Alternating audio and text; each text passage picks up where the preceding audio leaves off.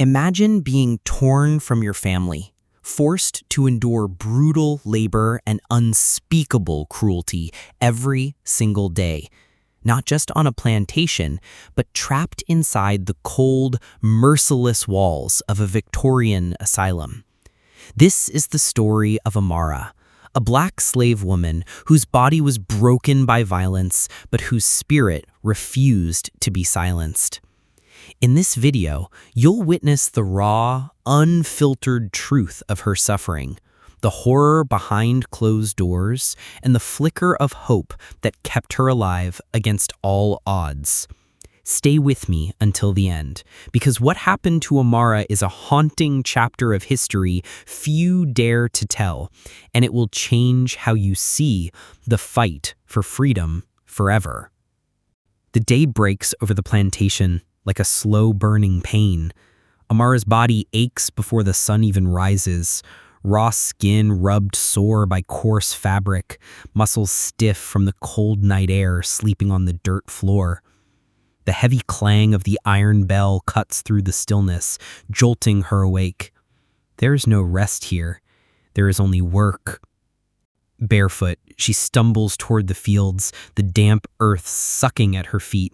The overseer's voice rings out, sharp and cruel, his whip cracking through the morning air like thunder. "Move, girl! No one's slower than a slave." His words sting as much as the leather lash that follows, biting into her back and sending searing pain shooting through her limbs. She swallows her cries, biting down hard as the world around her turns to a blur of sweat, dust, and aching muscles. The other slaves move in silent rhythm, their faces hollowed by exhaustion and fear. Among them, a woman named Lila offers a brief glance, her eyes filled with unspoken sorrow, a small, fragile thread of connection in this sea of torment. The master watches from the porch of his grand house, his cold eyes sweeping over the field like a predator. His presence is a shadow that darkens every moment. He rarely speaks, but when he does, it's to remind them all they are nothing but property, chattel to be used, broken, discarded. Today, Amar's hands bleed from gripping the rough wooden plow. The sun climbs higher, unforgiving and relentless, baking her skin and turning the sweat into salt that stings her eyes. She thinks of her mother, long gone, taken away in the dead of night when Amara was barely a child. The memory is sharp and jagged, a wound that never heals. The overseer's whip strikes again, louder now, fueled by rage over a missed row.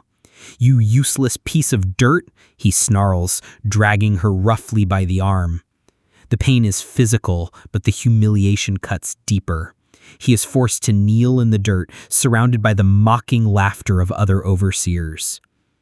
Yet beneath the pain and despair, a fire burns inside Amara, a fierce, quiet strength that refuses to die. Each breath, each aching step is a testament to a spirit unbroken. As dusk falls, the work ends. Amara collapses near the rickety wooden fence, the weight of the day pressing down like a stone. She watches the stars appear one by one, holding on to a silent prayer, a wish for freedom, for mercy, for something better than this endless nightmare. But the night brings no peace. The master's cruel laughter echoes in her mind, and somewhere deep inside, she knows the worst is yet to come. The cold night air does nothing to soothe the fire burning inside Amara's chest, the ache of loss that never fades. As the plantation settles into silence, her mind drifts back, slipping into memory she keeps hidden even from herself. She was only 7 when the chains first came for her family. The memory is sharp, like broken glass pressed to her skin. The wooden door to their small cabin crashed open, strangers with cold faces and cruel hands dragging her mother away, while Amara clung desperately to her skirts. Her brother's terrified screams swallowed by the night. The crack of a whip and her father's broken cries still haunt her dreams. They tore her family apart, sold to strangers, scattered like driftwood in a storm. Alone and trembling, Amara was thrust into the merciless world of the plantation.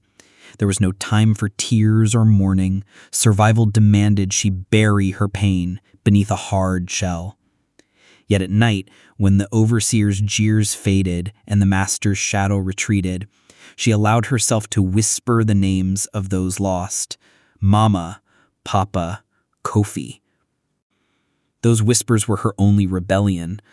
Among the other slaves, Amara found no sanctuary, only reflections of her own suffering.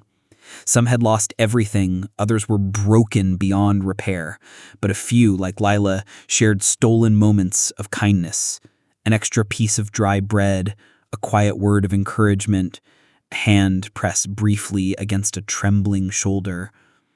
They were ghosts of childhood too, stolen and caged.